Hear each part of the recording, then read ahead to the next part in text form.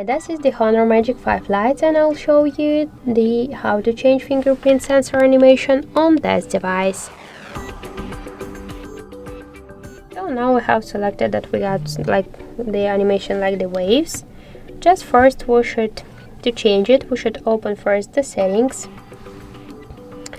then scroll down and tap to the biometrics and password. Tap to fingerprint ID, enter the password, tap to drop the pattern, click to fingerprint animation, and just switch your currently animation to one from these available animations, like this way. Tap to OK in the right down corner to save the changes, and now let's just log, and we could see that we just successfully changed our lock screen animation. So that's it. Thank you for watching, and if you find this video helpful, leave thumbs up and subscribe.